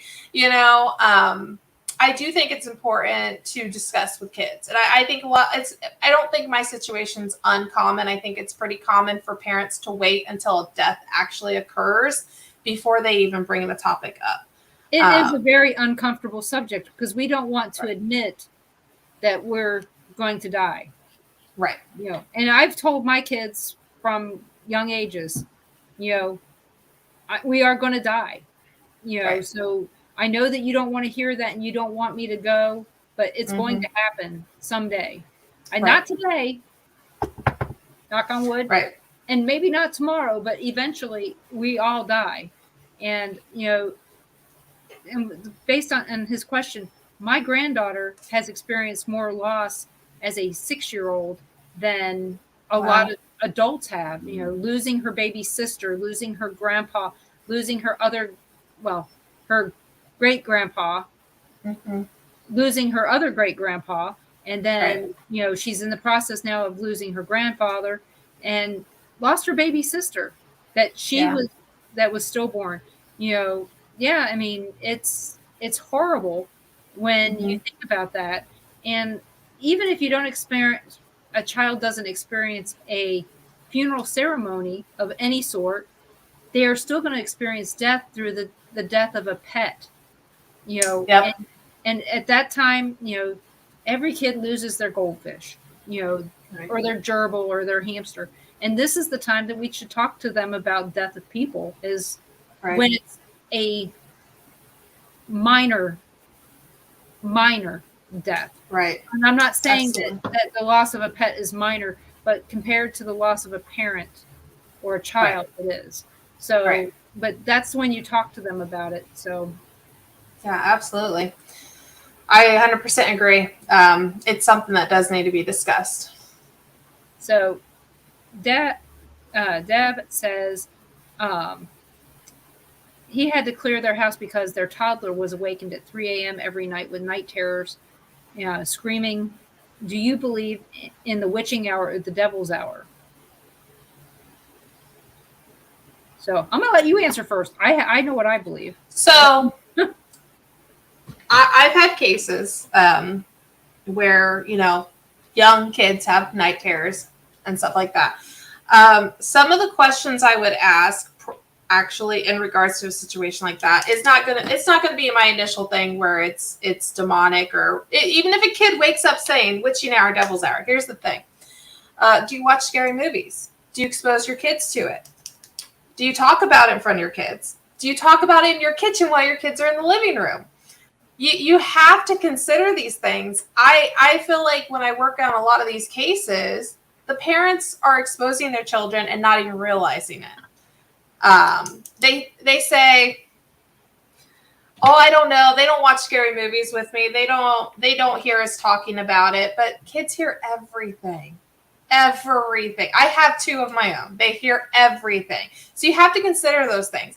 Night terrors and nightmares are very common with young kids. So as to why they're having, this is where my paranormal or my investigation side comes in first, especially with children. I get very, very protective when kids are having issues because I have kids of my own. And my first thought is going to be, let's investigate to make sure that I do not want to sit across from a kid and be like, have that conversation that they're having. Like, is it a ghost? I'm not going to scare a kid that way. And sometimes I don't talk to the kids. Sometimes only I talk to the parents. But if there can be an actual conversation with the child, I will have that conversation with the child. But I don't think people realize how exposed our kids are. Even if you're trying to protect them, all they have to do is get on YouTube. They can get on YouTube Kids and still see scary stuff. So don't even think like YouTube Kids is safe. I watch YouTube. My kids watch YouTube. All we do is stream. Haven't had cable for years. Even Netflix Kids has Haunted House on it, and that's more Right. for adults than it is for kids. And Right. Jilly and Natty, it's fake paranormal activity, but it's funny, but it does kind of get to the kids. So that does happen. But Dev says no movies. It started the night they moved into their new house, and it was every night. And his son wasn't there when they cleared the house, and he came home and slept like a baby. So my thought on the witching hour thing is I think that everybody has a certain time in their night routines that they wake up or whatever. Mine is 4 o'clock in the morning. Wake up every night at 4 o'clock in the morning. I got to get up and move around, whatever it is, every night, 4 o'clock. It doesn't matter if I'm in Las Vegas, it's still 4 o'clock. It's not 2 a.m. It's 4 o'clock. Something about 4 o'clock wakes me up every single time. There may be a reason that I'm being programmed to wake up at 4 o'clock. There's a story I have from Sugar Ray Leonard, boxer. I babysat for him just once. Oh, okay. And he's talked about on a show that he was being woken up every night at the same time. Every night for 3 months. One night he woke up, he was programmed at this point to wake up every night. He happened to wake up in time to save his family from his house burning down. Oh, wow. So there was a reason for that. Do I consider that a devil's hour or a ghost doing something? No, it was an electrical fire. But there is something in all of us that is awakened that we wake up or we recognize something. And is there a spirit that's prompting me? I mean, maybe the spirit was prompting him to wake up at 3 o'clock because it saw the future and knew that this was going to happen at 3 o'clock in the morning, wanted him to be to the point to where he's waking up. Could that be? Yeah. Right. Do I believe that children have night terrors and that they can witness spirits? Yep, I do. But do I think that there's a certain time that it happens? No. I think it happens when it's going to happen based on the situation. So back when Paranormal State was on and they kept saying it's 3 o'clock, it's dead time. There's no such thing. That's something they made. It was their gimmick. And so is there a witching hour? Hell if I know. If there is, tell me when it is. I mean, it was midnight. Here in Lewisburg, it's 11 o'clock. That's curfew time. That's when all the kids under 18 have to be in. Right. So it's 11 o'clock during the week and it's 1 a.m. on the weekends. So yeah, I think time doesn't matter when it comes to the spirit world. I really don't. Not unless it's a message of some sort. Again. Right. So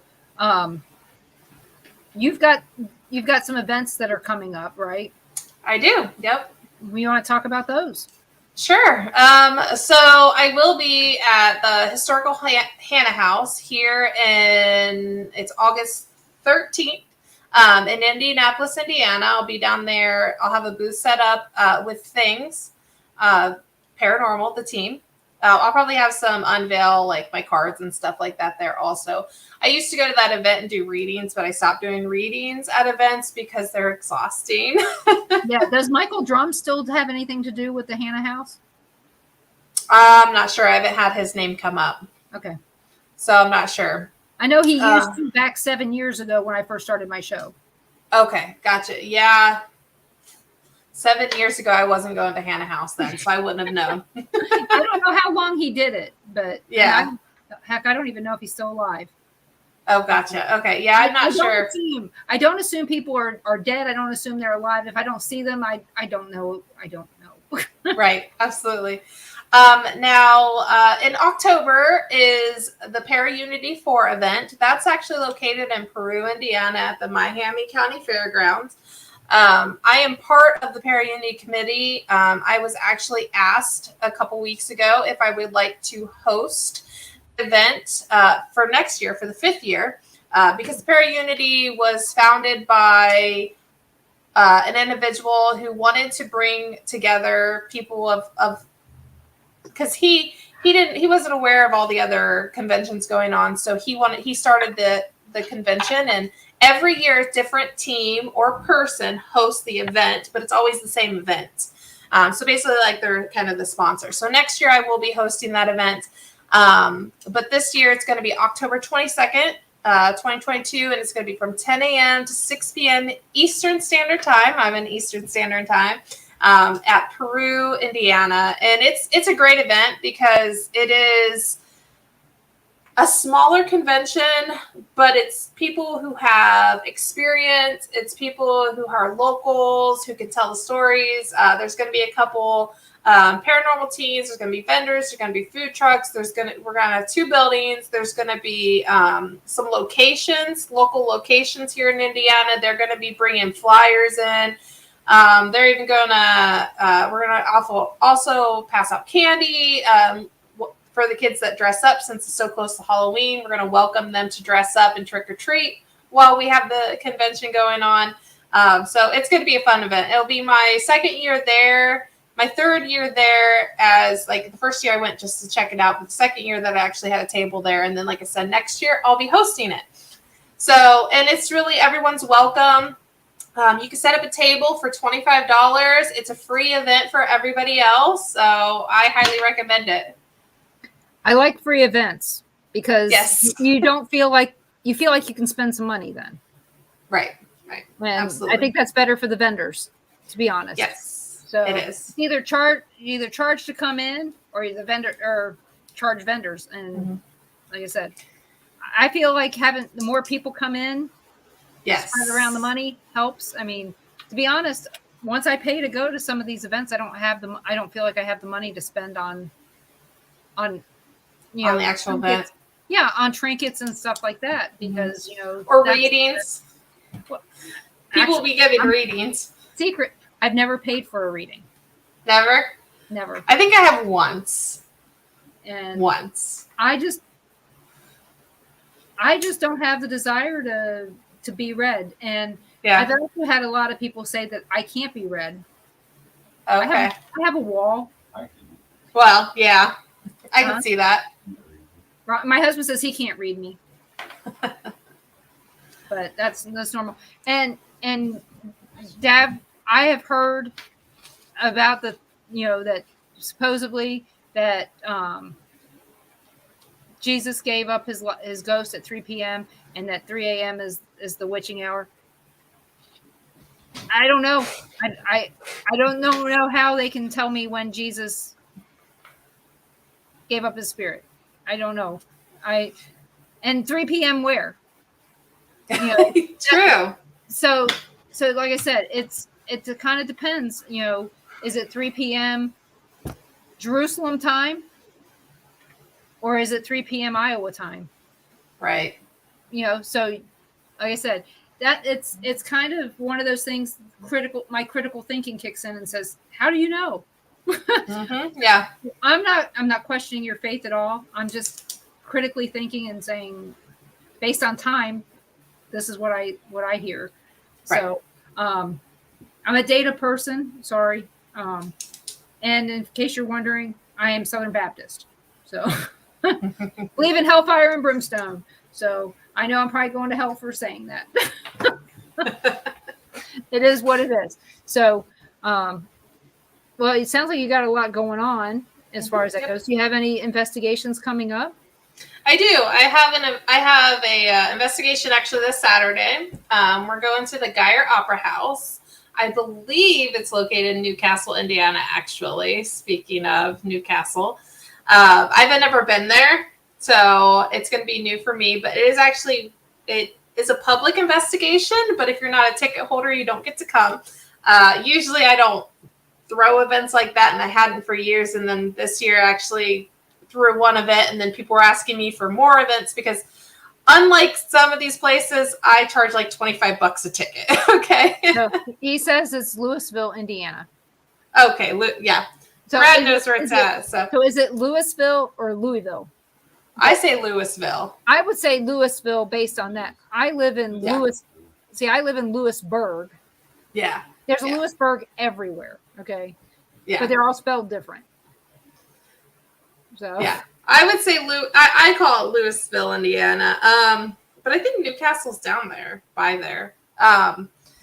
But yeah, so I'm going to Geyer Opera House. And then I had a couple other investigations scheduled. One of them fell through because I scheduled a weekend. I was supposed to do something else. But yeah, other than that, I don't have a lot going on the rest of the year. I kind of book my locations like a month or two in advance. I kind of wait. I don't like, I know some people like the beginning of the year, they book the whole year out, all that stuff. I kind of wait to see, kind of like, okay, well, I kind of feel like investigating. Let's see if there's a Saturday or whatever available in like 2 months.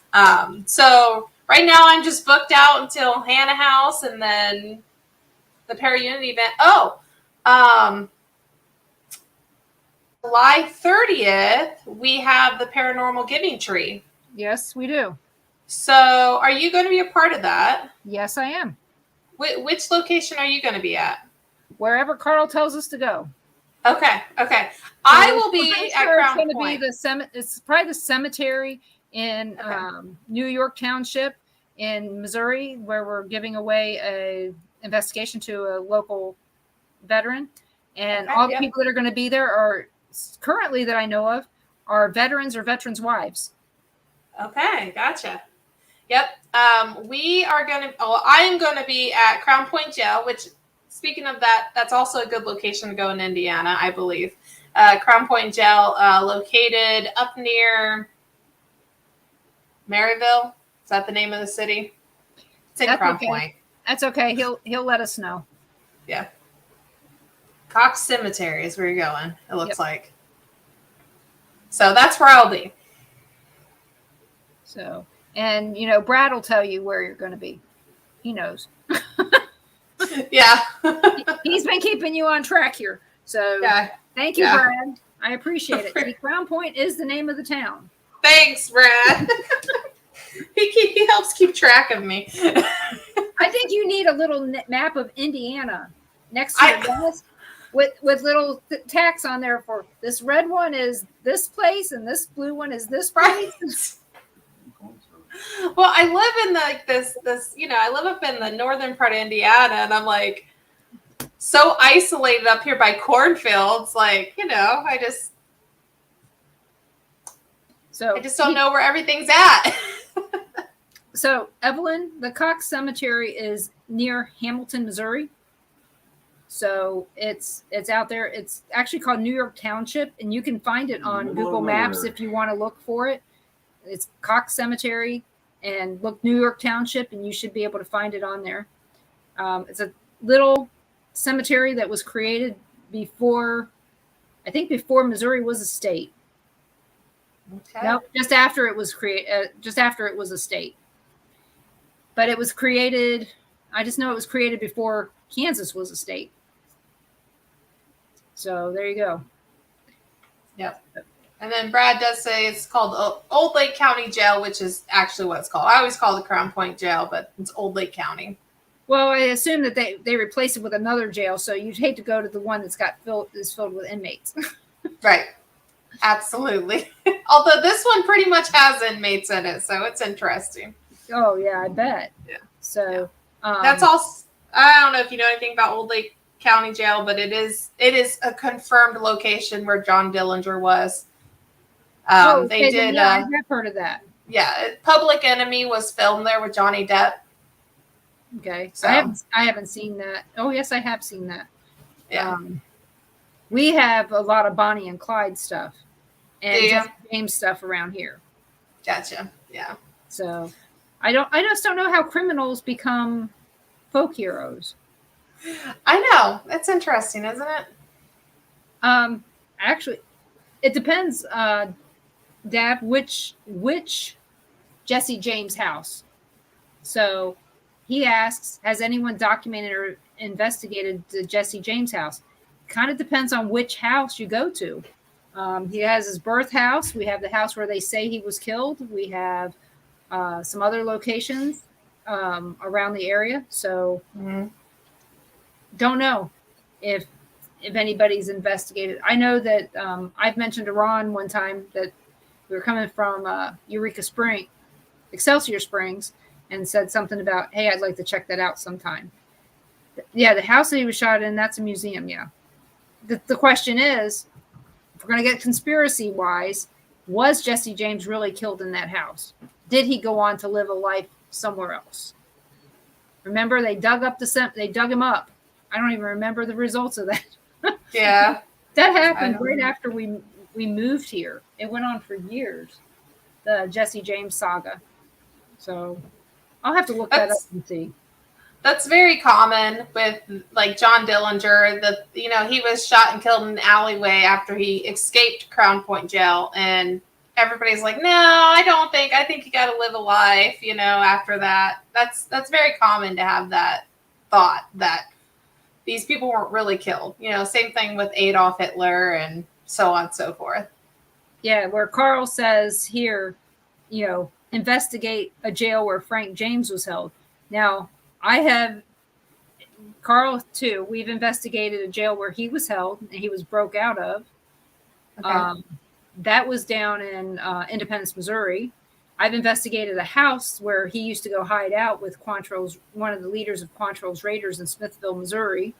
Didn't get him. I didn't get Frank James there. Yeah. But, we've got a lot of that going on. We got, Cole Younger was in Lee's Summit. Let's see, what else do we have? Where did we go? The Dalton Gang Hangout. We went there. There's a big sign. I don't know how they weren't found. There's a big Right. sign on the road. Dalton Gang Hangout that way. And we went there just in April. We didn't go in. It was closed. Yeah. And it was early in the morning or late in the evening, getting to be late. And I just told Ron, I said, we got to drive by. And anybody that they saw, Josh Gates' show, he was just there. And it was funny. We saw that and it was like, well, we were just there. Yeah. So, but of course, he taped it at a different time. I don't think he taped it in April when we were there. But it, out here we have all these cowboys and things like that created all these crimes. And, between Dodge City, Kansas and Gallup, New Mexico, all of these people would go between here committing crimes coming back and forth. And, you hear Las Vegas, Nevada. Well, Las Vegas, Nevada didn't exist until after Las Vegas, New Mexico existed. And Las Vegas, New Mexico was where all the criminals from Dodge City, Kansas went there to do crimes. And all the all men from here went there. And it's like, okay. Right. So, like I said, it's really interesting to see all of that. And one of the things Carl says is we have a building where they robbed the bank and killed the man that's there in Gallatin, Missouri. It's right next door to a possible restaurant location. Don't know if it's going to be, but it's possible. Yeah. So it's really interesting when you think about, all these criminals that were you're into true crime. Mm-hmm. Yeah. Did these people die where they say they died?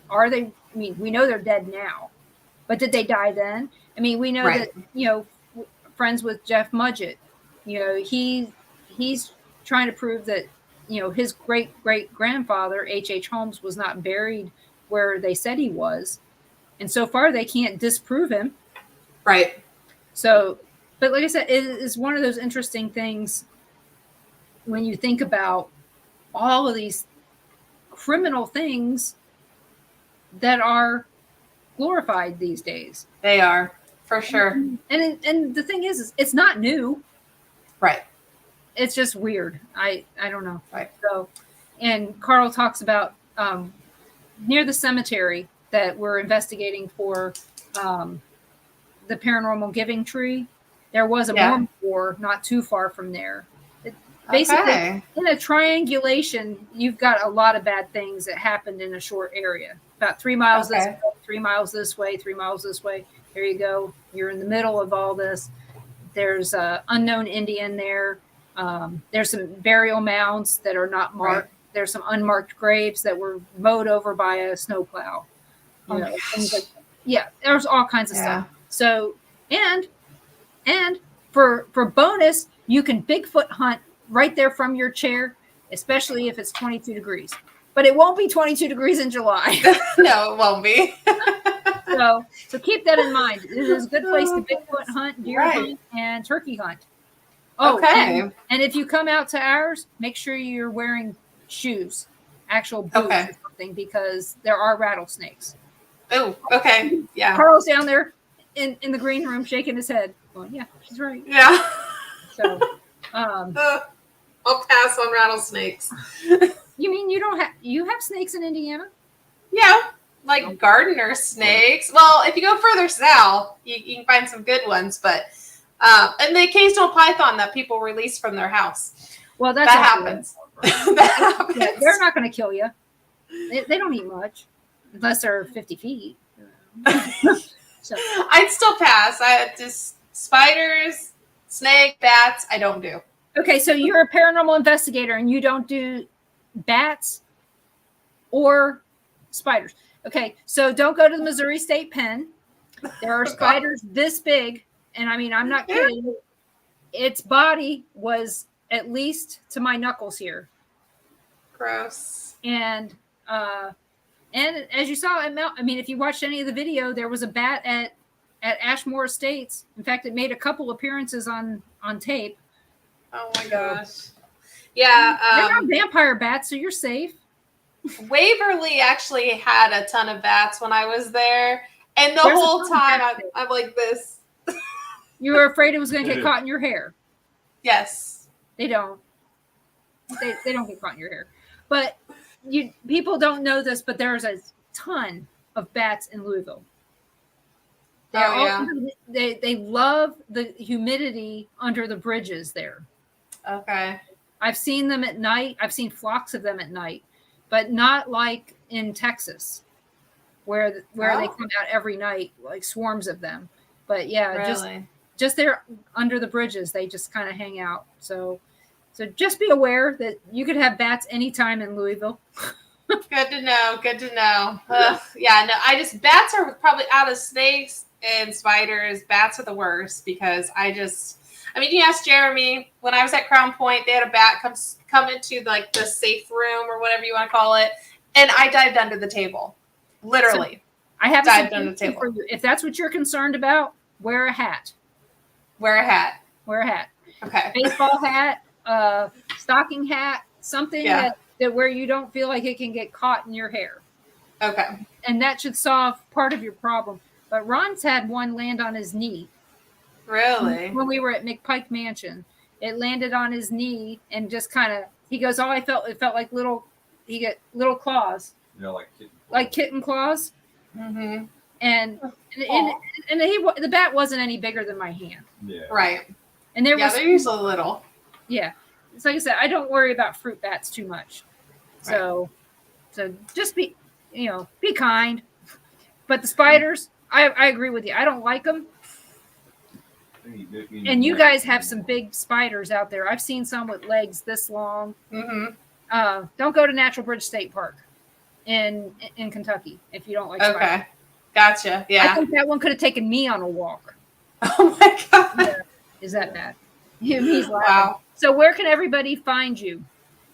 Okay, so you can find me at a couple places. I am on Facebook under Unveil Paranormal. I am on TikTok under Unveil Paranormal and Instagram under Unveil Paranormal. I also have a YouTube channel that you can find me, once again, under Unveil Paranormal. The name's never been taken. I got lucky. And I do multiple different types of shows. I have the podcast once a week, and then I also do different type of videos, live videos, me at investigations, me just chit-chatting, whatever I have going on for the day. I just feel like doing a video, I do a video.